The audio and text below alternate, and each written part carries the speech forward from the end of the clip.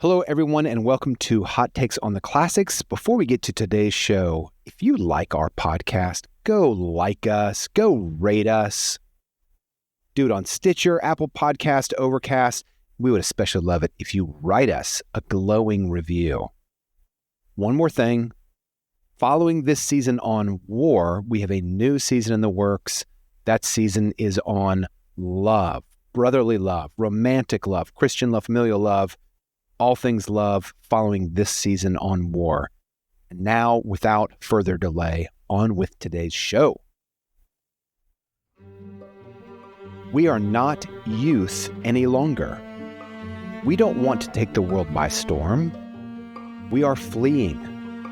We fly from ourselves, from our life. We were 18 and had begun to love life in the world, and we had to shoot it to pieces. The first bomb, the first explosion, burst into our hearts. We are cut off from activity, from striving, from progress. We believe in such things no longer. We believe in war. Those are the opening lines from All Quiet on the Western Front by Erich Maria Remarque. Welcome to Hot Takes on the Classics, a gossipy gallop through the best books ever written. My name is Tim McIntosh, and I am joined by Emily Maeda, and you have joined us for our season on war. Hi, Emily. Hey, Tim. How's it going? Really well. This is such a great book. I feel like we say this at the beginning of all these podcasts, but then I remember, of course we say it. These are the classics. We have These to. are the best. Exactly. Yeah. Exactly. I think that you have done this book on another podcast that you're on. Am I right in that? I don't think so. I've taught it when I was teaching at Gutenberg College, but okay. No, I don't think I've ever done this on another podcast. Oh, I thought you had. I teach it as well. So we are both very familiar with this book, and there's good reason for that, which we're going to talk about. But I have a question. Now, this is our first novel in the 20th century. And we have seen war in so many different manifestations, which has been super interesting to trace it all the way back to ancient times. But do you have a favorite war to study? Or, I was like, what's your favorite war? That's a terrible question to ask, but you know what I'm saying? Yeah. Or a most important war, or whatever category you want to get. What war are you obsessed with if you had to name one? Oh, wow. Well, it's probably World War I, Emily. And I hate to do it because, I mean, for reasons I'm sure we'll get into in the podcast, but it is, everything changes. Everything changes. And it's maybe the darkest war. It's probably darker to me than World War I. But you can hear it in the quote. I hope I'm not stealing your thunder, but you can hear it in the quote that we read at the top of the show. The Western world is going on. It believes in progress. The world seems to be getting better in so many different ways. And with World War I, the upward line crashes and becomes a downward line. And it's tragic and it's sad, but it also makes for like really fertile history. Absolutely. Well, okay. I really didn't expect you to say that, or I might have asked you a different question, because World War I's my favorite war to study. Is it really? But I came to it much later in life, because I think in general, the U.S. education system completely downplays World War I. Would you agree with me on that? It loves World War II.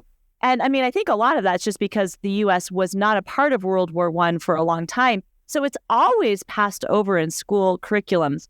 But when I started teaching modern history, I was like, well, we're impoverished for not understanding the ramifications of World War I. Yes. So I completely agree. I think World War I, in so many ways, is more fascinating than World War II, and more tragic and more cataclysmic and more... just more and more. I mean, a lot of historians say that there's only one world war. It just has two iterations. Interrupted. Right? It was one long war interrupted. There's a break. Part of the reason that I think World War II gets more attention also is because it has the kind of built-in drama of at least two things. Well, maybe even three things. For the U.S., it has a clear beginning. Exactly. Pearl Harbor. It started on this day. And it affects us, and right? It affects us, right. Us. That's right. Yeah. The second thing that makes it a great drama is the villains. Like, we're fighting the Nazis, right? And the third thing is it has this really pinpoint close, the dropping of the two bombs on Japan. So it's like, I think World War II gets more pub just because, of course, it's more recent, but also because there's a built-in narrative. In World War I, it's kind of like, wait, who are the bad guys? Who are the good guys? Why does it start? Because an archduke is killed? Right. Why? Right. Why? Yeah, so I completely agree with you. There's a simplicity to World War II that does not exist in World War I. And it is, I think there's two reasons. We're not really a part of World War I. And so since so much history is taught from an American perspective, right, that's downplayed.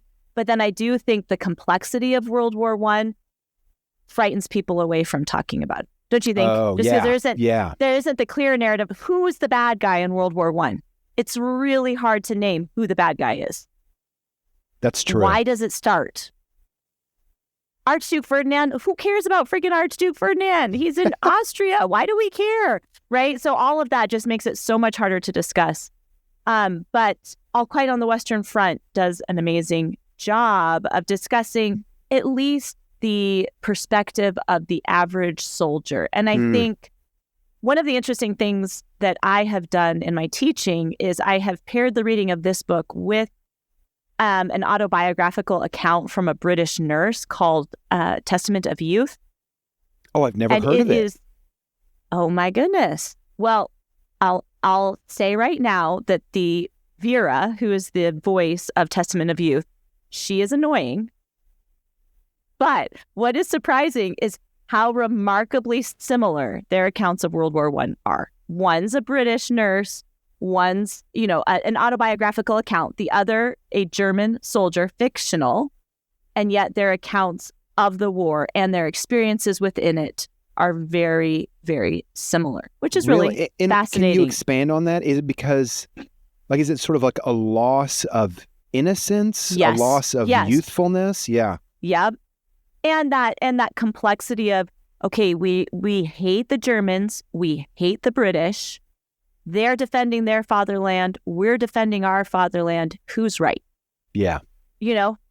That's part of the conundrum of World War I that is so difficult. So context, because our last recording was the Civil War, which is American to American. Right. So what happens, and that's 1865 it ends. So we have kind of this great period of peace after the Franco-Prussian War, which we referenced in our Clausewitz episode. Yeah. All the way up to World War I. So what's happening in that time? Well, Clausewitz is already talking about it. We have the growth of nation states. And along with that, his doctrine that war is an outplay of the nation state. So we have this huge growth in the militaries of nation states. Because previous to this time, militaries are not, you don't really have a standing military. I mean, that's kind of an amazing change. You know what I mean? That's a huge change. It's a huge change because if you're training a military, they want to fight wars, right? Yeah. That's what you're doing. So you have that.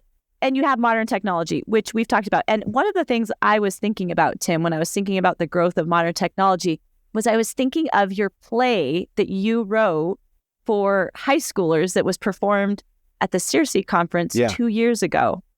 Because in that, I thought you did a really brilliant job in one short scene of showing all these technological developments. And you have Napoleon picking all of them up saying, and that's for me. Yeah. And that's for me, whether it was invented before Napoleon or not, just the symbol of the general taking all of these advancements and putting them to war. Like canning. Canning becomes technologically capable. And how do you feed an army? Well, previously, how do you feed an army? You would raid a field, raid a farm, slaughter a pig.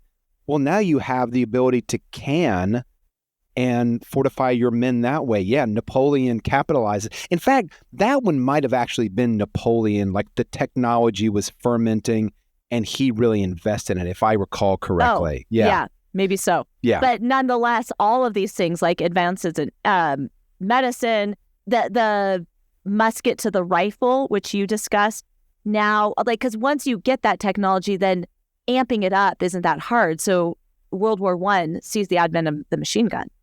Yes, right. Oh, my goodness. Right? Oh, my goodness. Which is now it's not just the rifle, but now it's endlessly repeating bullets flying out. And what's additionally just terrifying and so tragically sad about World War I is that technology has raced forward, but battle techniques have not. So we saw in the Civil War that we're still doing full frontal assaults. Like we're just trying to overpower the enemy by throwing as many men into the line as we can. So now you have someone with a machine gun in a bunker and the thought was still, let's just throw as many men as possible. And so if you're behind the machine gun, you're just cutting hundreds and hundreds and hundreds of men with your one gun. With your one gun. And how are you going to get rid of them? We do see in this, the prediction of General Longstreet come true. This is a defensive war, right? But this is the horrible tragedy, just like you said, because now you've got entrenched positions on both sides. And so it's a slaughter fest going in either direction. And there's so many stories of like one side bombing the living daylights out of the other side thinking, oh yeah, we've completely annihilated them. Send our guys across only to recognize that their bombing was off and they hadn't taken out the other side, and their charge is just, endless accounts of this. Yeah. Read the battles. It's just so that modern technology being used in war, it's the advent. So World War I sees machine gun, chemical warfare, the tank is used for the first time at the end. Planes are just beginning to be used. But then enormous bombs too, right? So, we've had cannon, but then the growth and sort of being able to fire off huge ordnance becomes even bigger. So part of what is so moving in All Quiet on the Western Front is his description of being bombarded. And you think, oh my gosh, how did anybody stay in their right mind when... Don't you feel like that when you're reading it? Yes. Like, how would you endure this? Yeah. How would you endure it?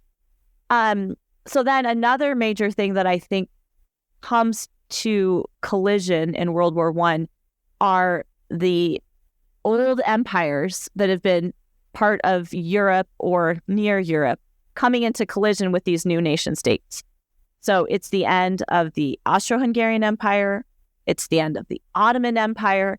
The Russian Empire is going to disintegrate for a time, but with all of this nationalistic fervor kind of coming to the forefront. So that's what originally sets off World War I, is a Serbian nationalist kills Archduke Ferdinand of the Austro-Hungarian Empire. And it's like a domino effect. It's a domino effect. Right. One, that happens, and it seems like it's an assassination. It's no small thing.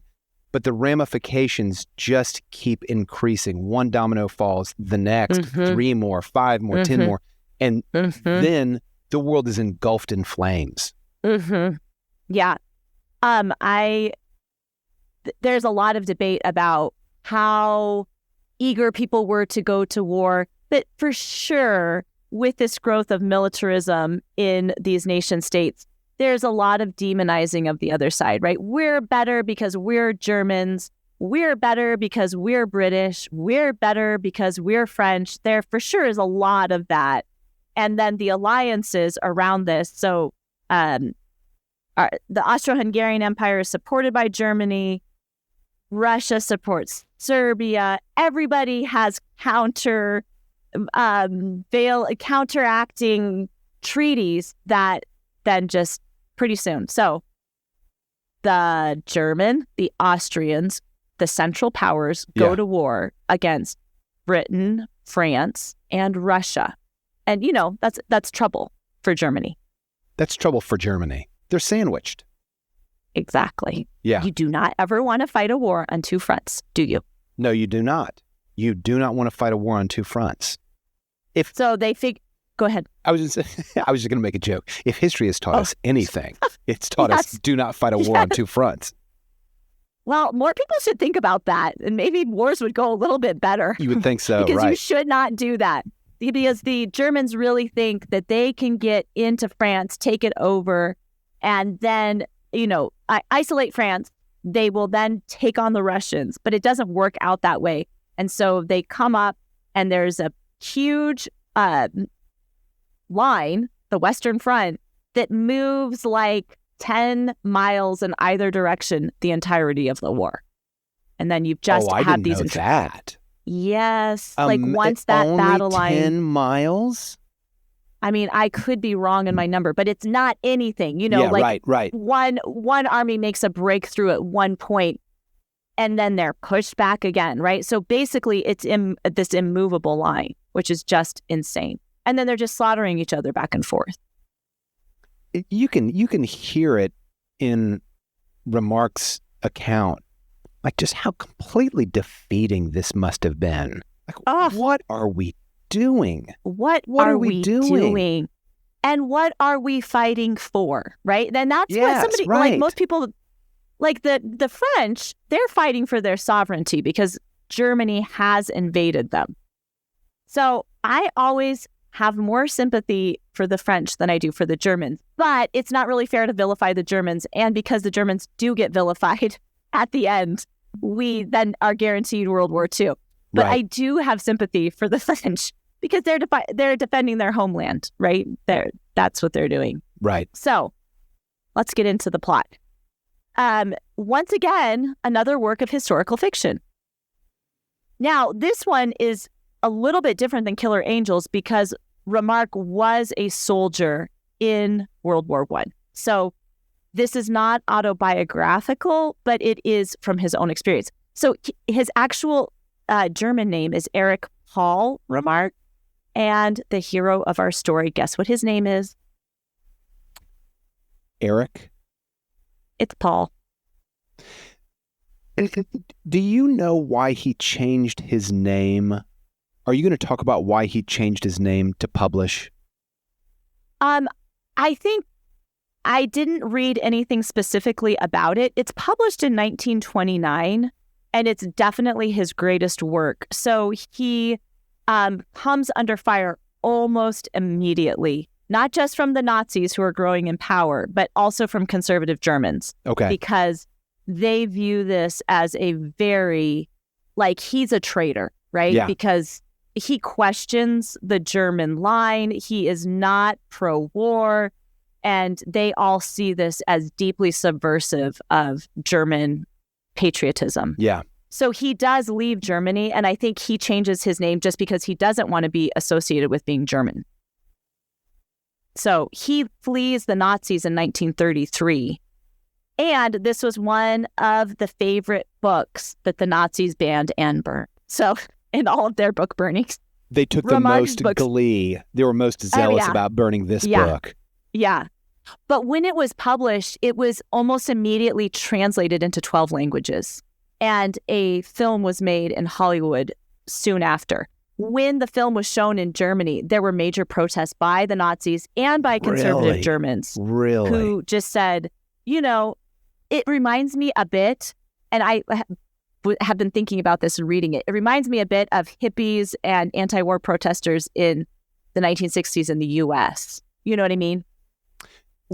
They were for peace, ostensibly, and how are you? Don't get in the way of morale. Don't get in the way of our patriotic spirit. Something like that. Yeah. Yep. And the hippies were questioning U.S. Positions and the goodness of the U.S. position, right? They were saying the U.S. has lost its way. Remarque does very much the same. Germany has lost its way. There's something fundamentally wrong with the German state. And so from that perspective, he's kind of, Hitler saw him as a decadent part of the Weimar Republic, these decadent Germans who don't believe in the goodness of the German soul, right? Yeah. So the book from the beginning is sort of reviled in conservative German circles. I can see that. It definitely strikes a chord. I mean, this gives voice to the experience of so many people, and not just in Germany, but he names something that is so real to the experience of World War I for soldier after soldier after soldier in any army. Yeah. So here's the plot. Paul is a young soldier. He's drafted into World War I with many of his school friends, and they are the picture of the band of brothers, don't you think? Yeah. There's so much camaraderie between them. They know each other, and even if they didn't go to school together, there's this little band that they've met in basic training, and they are each other's link to life outside of war. And they're also the link to the experience inside of war, because Remarque is maybe, and I don't know if there's any other account previous to this, I couldn't think of one, but I think Remarque names that experience of the alienation of war for the soldier. Do you know that the soldier experiences so much that people outside of it cannot understand? I was trying to think of another that does such a thing. I can't think of one. No, I can't think of one. I mean, we talk about in Clausewitz's early biography how alienated he felt as a very young man, but that's not a deep, that's kind of like, we got that from letters, maybe from diary accounts. We don't get that in a piece of literature. Yeah. So maybe this is the first. And from that experience, because we're getting it from the common soldier, not from the general, right? Mm-hmm. Which is what most of our accounts take into account. Even in War and Peace, I mean, I guess we get it from Andre, right? A little bit, but it's still from an officer class, where this is from like the average guy. And how do they go back to their life? How do they explain to those outside of it? I just kept thinking of the resonances between this and Vietnam. Oh, yeah. Because we have so many of those accounts from the Vietnam War in the U.S., but we don't. But this really names that sort of dislocation that the soldier feels. So I would say that this book is very episodic. Would you agree with me? Yeah. Where we're in these moments, and it's almost dreamlike or nightmare-like, right? Where you're flitting in between these scenes. And there's definitely major occurrences that happen, but a lot of it is told from the first person in the present tense, which is also something we haven't had before. But that present tense choice puts you right there, right? You can't escape it. You are right there with Paul because he's telling it to you like it's happening right now. Emily, the book kind of has to be episodic, doesn't it? Because it does. Part of the message is this is senseless, this is purposeless. Yes. We are not traveling toward a great victory or a new destination. Linear. Right. So it has to kind of be refracted. It has to be told, not in a linear narrative, but through a broken glass mosaic. Yes. And that's really the feeling. And so we're with Paul in the first person, but sometimes he'll revert to the second person. And when he reverts to the second person, you, it's almost always about the universal experience of being a soldier. So I think that's something somewhat powerful, and probably part of the reason that it resonated outside of Germany is these other soldiers were reading it and saying, yeah, I was British, but that's how I experienced it as well, you know? So there is sort of a list of major experiences that he highlights in between sort of these refracted moments. And really, the book opens with the death of one of their band, Kemmerich. And the description of his dying body is really pretty intense. And I was just going to read it for you if you wanted to hear it. I do. His lips have fallen away. His mouth has become larger. His teeth stick out and look as though they are made of chalk. The flesh melts. The forehead bulges more prominently. The cheekbones protrude. The skeleton is working its way through. So this is one of the things in this novel, is that he does not shy away from the nastiness of war and of death and Emily, of their encounters. So some of the previous books that we talked about, I'm thinking of the Iliad, I'm thinking about the Song of Roland. There are these kind of glorified moments of violence. Mm-hmm. And in a way, it's, you both read them and it's kind of energizing. Oh my goodness. Mm-hmm. Mm-hmm. Oh, to be in the middle of that fight and to show the courage and to like see the purple gore spill forth under his sword, you know? Yeah. And that can be a critique of the Iliad and a Song of Roland, that it glorifies something that's really awful. Mm-hmm. This is the opposite. It's the opposite. Yeah. I teach this to high schoolers, and the high school boys really appreciate. There's like 5 different bathroom scenes, I want to say, at least 4, where, Remarque spends a lot of time on them going to the bathrooms, because he's like, look, when you're in war, it's your body that matters, right? And so this bodily experience, the nearness of death, like the enjoyment, like he has a scene where they're the 3 guys going to the bathroom out in a field, and they stay there for an hour because it's so nice just to be. But he is not going to pull any punches on the physical nature of war. And it is the exact opposite of that.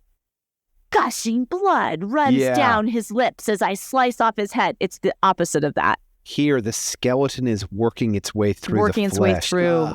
Yeah. Yeah. So he experiences that, and they're dying for their friend. They're so sad, and they're thinking about having to tell his mother. But in the same instant, they're all eyeing his boot, because he's just gotten really nice boots. Yes. And so this is the nastiness of what war does, that they're really sad about their friend dying, but then they would be stupid not to think about getting his boots, because having good boots may save your life, right? Yeah. Yeah. So that trench foot becomes a thing during World War I, right? Is it World War I? Yeah. It's terrible. The rot, right? Because you're just sitting in these wet, damp holes for months on end. Mm-hmm. So, but when he's writing this, even Remarque Hall reflects back on it and is like, this is what war steals from you. It's even your humanity and normal human feeling, right? He can't just be there mourning his friend's death. He's calculating out, how are we going to make sure we get those boots? Yeah. And that's another loss. So that's how the book starts. And intermixed in this is sort of reflections on the lies that he feels his school teacher told him. Because, we sign up and go fight for the fatherland, protect your native ground. Like, there's a lot of questioning of what the authorities have said to them all through their schooling. And this is an example. Their friend is dying. So where is all of your patriotism now? Because now my friend is dead. So that's a big moment. The next big moment that happens is they get hooked, and Cat is their leader and their friend. He's older, and he is the leader of the band of brothers. And he is the connecting point to moments of goodness in the book. Cat is the one who finds them a goose that they can all eat when all they've had is their canned food. Yeah. And Cat is the one who finds them provisions. And Cat is the one who finds them this great house away from the front lines. So he is resourceful, and he connects them to experiences of goodness that this novel is so devoid of. One of the episodic moments that I have to bring up, and I don't know if your students were moved by this, but there is a small moment where the guys are all in the trench, and they hear this unearthly cry, and they just continue to hear it, and it doesn't stop, and they're losing their minds. And then they realized it's the horses. And as soon as they realize that it's horses crying because they're out in no man's land suffering an agonizing death, they almost all lose their mind and come out of their skin, because they cannot bear the suffering of the horses. Do you remember that scene? I do. And it occurs to me how many really tragic moments in a couple of 19th and 20th century classics are about the terrible suffering of horses. If you remember from Crime and Punishment, do you remember when the horse is being whipped in the literally dream to death? Yeah, yes, in the dream. In the dream, yes. And there's something, I wonder, for a couple of reasons. We've talked a little bit on the show about how previous to, let's say, 1900, maybe a little bit later, the horse was the neighbor of the human being. You know, like if you stepped outside, the first thing you smelled was horse flesh or horse manure. And now, after World War I, with the advent of the car, horses are going to just vehicle. Yeah. They're not as close, but there's such a, between our species and the horse, there's such a kinship. Did you know, Emily, side note, that there is a Hebrew word, I don't know that it's found in the Old Testament, but an old Hebrew word that modifies or describes horses and dogs as a sort of semi-human. You know, and it's so true. Yeah. When we get to this point, it always strikes the students. And so we discuss this kind of at great length, like why the horses? When they're hearing men do the same thing, why the horses? I think for the reasons that you said. I also think that there's like this, you almost become immune to the suffering of a human, but like this, they are such noble creatures that are so defenseless and without any agency to stop their suffering, right? That like it's almost unbearable to hold on to. That's one of the things that's really actually remarkable about World War I.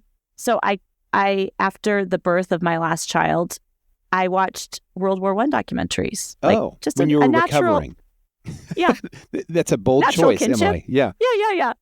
But what I was struck by in the footage is the amount of horses that were fought, that were in World War I, right? Because the car is coming along, but this is still a war fought with horses, which it's just kind of crazy. Yeah.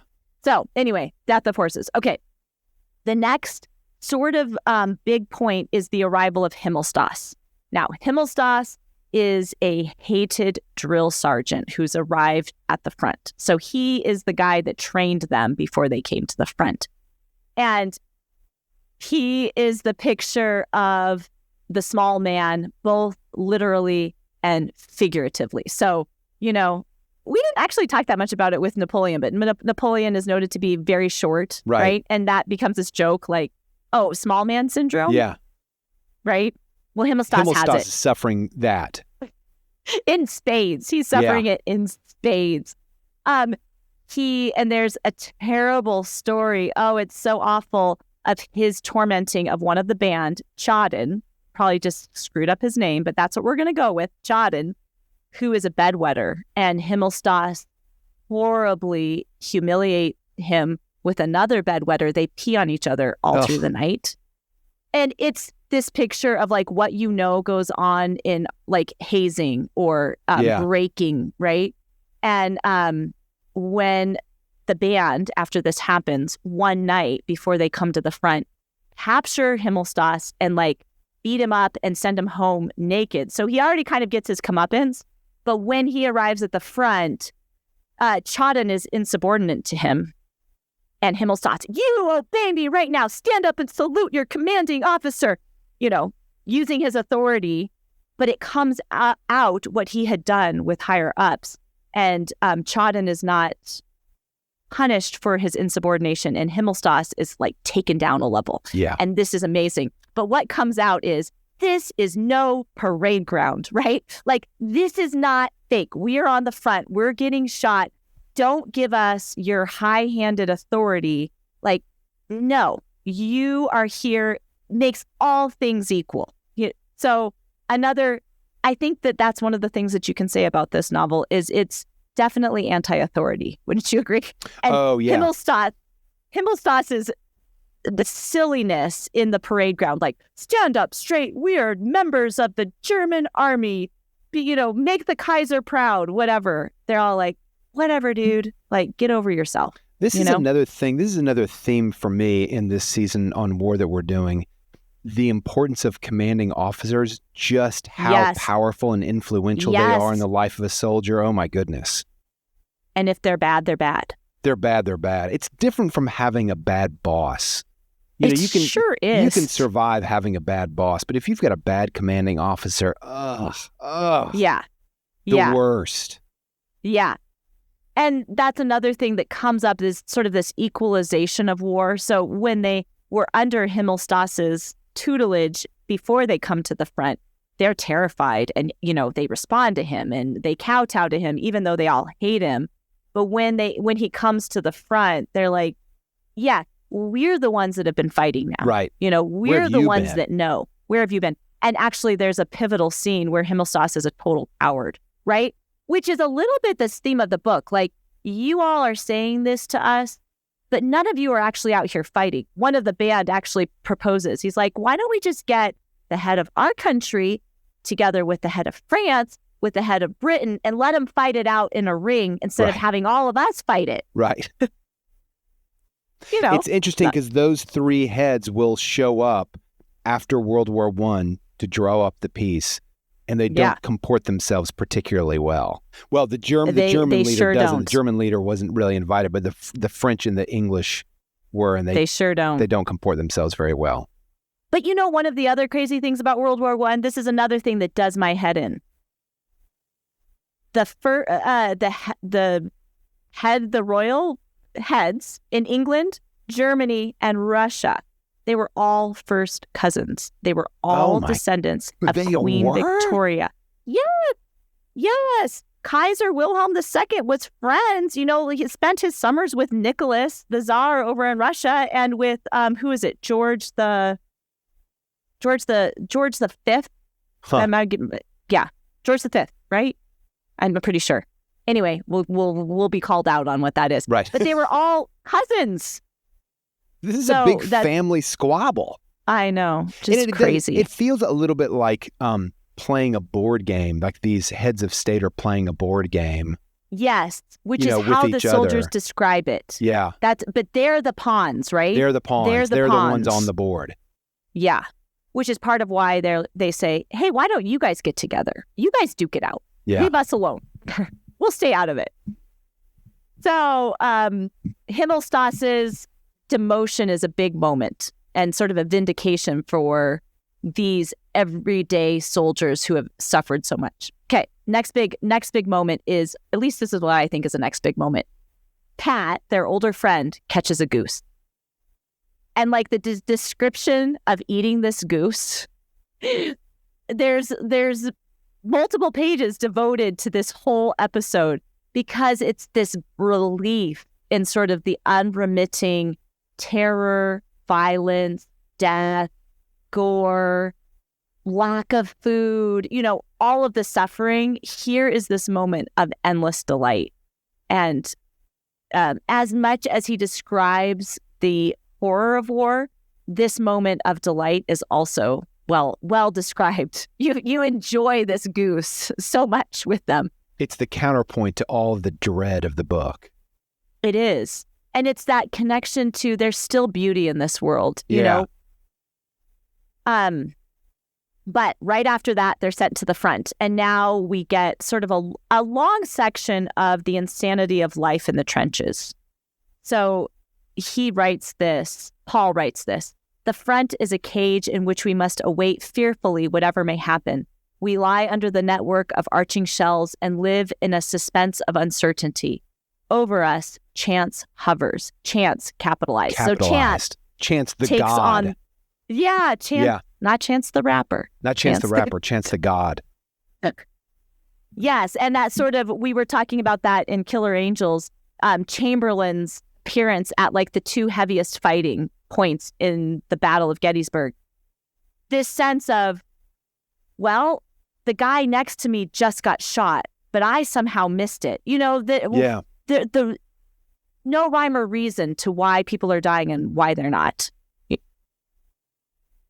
So life in the trenches, just horrific, right? Killing rats. They have a scene where instead of eating all of their bread, they tie the bread up to a string, turn off all the lights, they let the rats come out, and then they flip on the lights and they start feeding all the rats because like the rats attack them in the night. Oh, it's so awful. How did people endure this? I mean, they barely did. It's amazing. They barely did.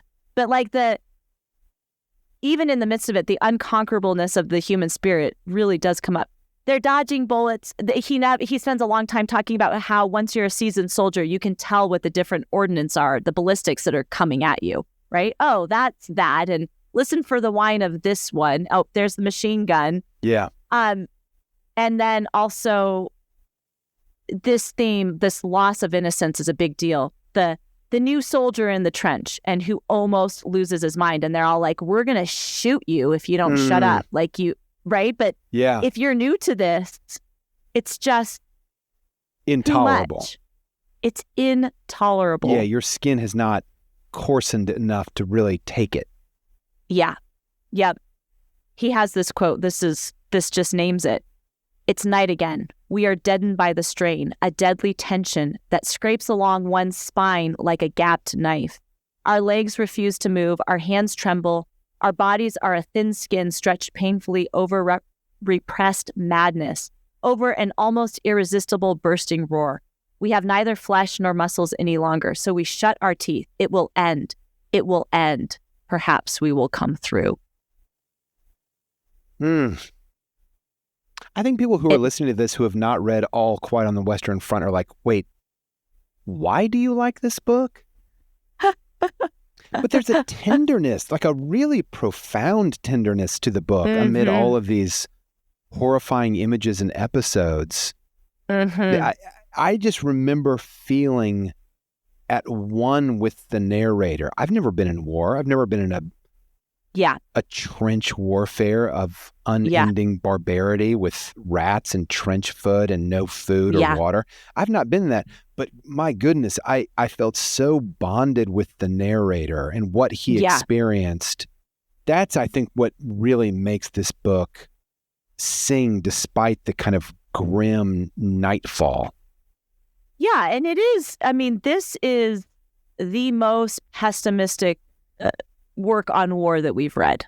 There's nothing really that he is wiped clean of his sense of the greatness of bravery.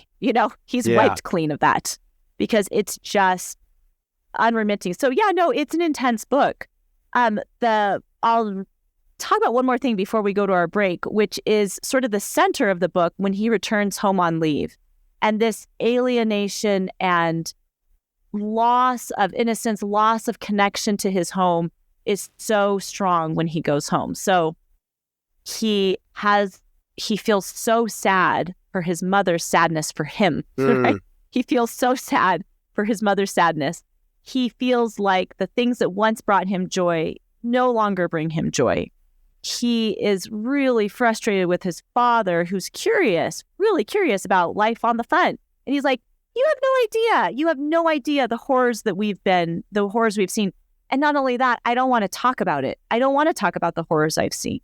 And then he's frustrated with the townspeople who are listening to German propaganda about how well the war's going, because of course that's a big theme in World War I, is that it wasn't reported accurately to people on the home front. So they said, oh, it sounds like we're going to have a real win. He's like, what are you talking about? No, we don't have a breakthrough. Right. He once again comes face to face with his old headmaster, for whom he harbors great resentment and bitterness because the old headmaster or teacher got him to sign up, he and all of his friends, for the glory of the fatherland, right? And that's just not what has come about. So, Emily, you said earlier that the book is anti-authority.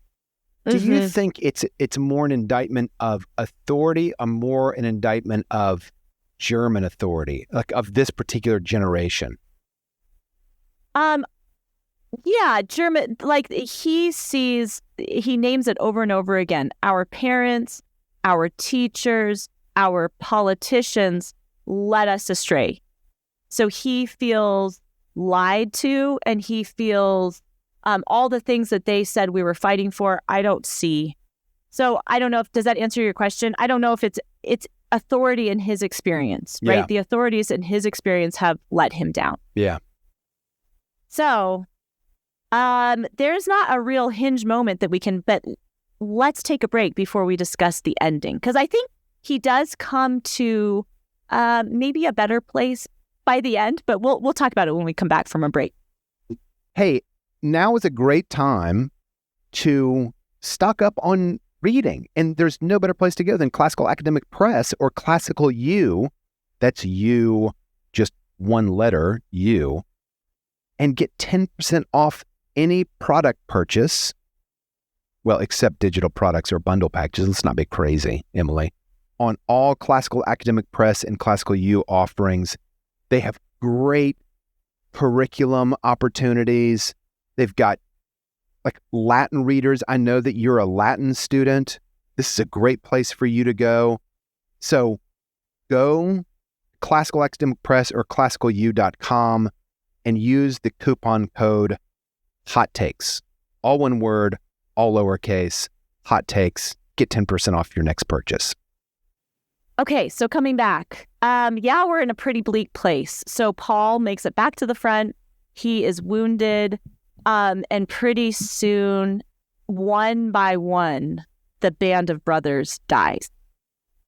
And that is just such a sad thing. But we know from other authors like Tolkien, like Lewis, I'm trying to think of some other authors, this experience of losing their friends is just horrible. That's another theme in Testament of Youth, that autobiographical account I referenced at the beginning of the show. Yeah, of the nurse. She loses her fiance, her brother, and then 3 of their close friends that she was friends with as well. So she loses 5 close male relations, friends. So that is an experience from World War I, and that's why they end up being called the lost generation, right? Yeah. Because they don't, like, he names it so well. He says right before, these older soldiers, they had a chance to establish their life. They know of what adult life is like outside of war. We were right on the cusp of becoming adults. We have nothing to go back to. You know, it's all been taken from us. So 2 more things that happens, and this is with combatants. He comes in to encounter Russian prisoners, and he recognizes, wait, they're just men like me. Why are we fighting them? He says, as I perceive this, behind them only the suffering of the creature, the awful melancholy of life, and the pitilessness of men. A word of command has made these silent figures our enemies. A word of command may transform them into our friends.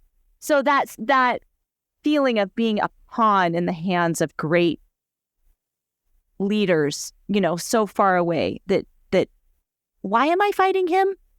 And these leaders are the ones issuing a word of command that makes these silent figures our enemies. The same people can offer a word of command that would transform them back into our friends. Yes. Yeah. What am I supposed to do? Right. Am I supposed to hate him? What am I supposed to do? And then I think one of the most intense scenes in the whole book is that a French soldier falls into Paul's trench, and Paul tries to kill him. But he doesn't die. And so they're locked in this trench because there's this heavy bombardment. German soldier Paul, French soldier across from him. He's dying, but he's not dead. And Paul realizes, like, he can't deliver the final blow. And the longer it goes on, then he realizes, I'm going to help him. So he gives him water, and then he tries to unbutton his shirt. And he's like, I'm not going to hurt you. I promise I'm not going to hurt you. And then he goes through his things, and he finds a picture of this man's family. And he has this long, consideration on the fact that he's just a man like I am. He has a family. I have a family. His wife is going to be devastated when he doesn't come home. And there is that recognition. Why are we fighting our brother? Yeah. So he does come to that. He says, forgive me, comrade. How could you be my enemy? If we threw away these rifles and this uniform, you could be my brother, just like Kat and Albert. Oh, and it's so sad. I'm thinking of Dietrich Bonhoeffer right here too, because he has a similar recognition coming out of the First World War, which makes him become a pacifist because he recognizes, well, I killed my brother in Christ, who was a Frenchman. I mean, not Bonhoeffer literally, because he wasn't a soldier, but just that essence of like, why were we killing each other, right? Yeah. They're human beings just like me. So would say that, yeah, this book would, if there's any book that would maybe lead you to become a pacifist, this book might do it. In that section, the story of the French soldier, that to me is the most memorable account in the whole book. It's just so tragic. And it's a little bit, it might sound like a platitude to say like, this fallen soldier, though French, is my brother, because we live in a melting pot. We take so much pride in viewing ourselves as being equal with our fellow citizens, et cetera, et cetera. But this is at a high point of nationalism where Germans and French and British and even Americans to some degree are like, no, what makes me different is my language and the soil that I walk on. I am different. There's something about this soil and this language that makes us unique. And everybody's saying that, of course, but the barriers between are a lot higher and thicker than they are in 2024. Exactly. Yeah, that's such a good point. And that's part of what Bonhoeffer critiques, because Bonhoeffer is of the Prussian aristocracy. And so he's grown up with this German superiority. And then World War I really makes him question it. And yeah, you're right. It doesn't maybe seem so remarkable, but they hated each other, right? At this point. Yeah. And it's not just this war. You do go back to the Franco-Prussian War, right? There's a long line of enmity between the Germans and the French, which hardly seems possible now, right? We can't even imagine it. But what this book is... It makes me think this is... I can see why the Nazis hated this, because the Nazis are kind of like building on this structure that is... The motherland is unique, and we are a unique blood of people. We're so different. So, we're superior. Yeah, we're superior. And if Remarque is like, no, we're not. The Russians are the same as me. The French are the same as me. Yeah, you got to burn that book. You sure do. You sure do. So we do have to finish with the ending of the book, because I have to say, it's a little bit contrived, but pretty darn great, because at the end of the book, Paul is going out to fight, and then we don't get any more. And then there's a little postscript, and it says, Paul died on this day, a day in which it was reported that it was all quiet on the Western Front, right? So sort of that thing of, he doesn't die in amazing battle, right? He dies on a day that it's reported that it's all quiet on the Western Front, sort of showing the senselessness of this death, right? That he doesn't die in some great battle. He dies like on a day when it's nothing really happened. Nothing happened, yeah. And boy, it just really plunges you in the heart. Yeah. Okay, you ready for the hot take? I'm ready. Well, you kind of just took my hot take. I'm not going to lie. Oh, because no. I was going to say, and whenever you say the Nazis were right, you're a little bit hesitant, but they were right, just like you said. Gotta burn the book. I see. You gotta burn this book. Yeah. I think it makes a case for the terror of war. It makes a case for it. And I don't think we've read any book that has done that yet. Because the other books, like you said previously, it's framed in sort of the glory and that moment of honor, which, you have to say is a little bit connected to the mode of fighting. In this, dealing with modern weaponry, there is no glory. It's senseless mowing down of people. Yeah. It's become so inhumane. So brutally inhumane. I mean, the story about the boots, my brother has fallen. Yeah. My friends and I are mourning his loss. And even while mourning his loss, we're like, who's going to get those boots? Who's going to get those boots? Yeah. Yep. It's so taken inhumane. Away. Didn't you call the Civil War the last gentlemanly war? My dad said that when I was a young man, and it took me a long time to appreciate what he was saying. So, yeah. And, I mean, maybe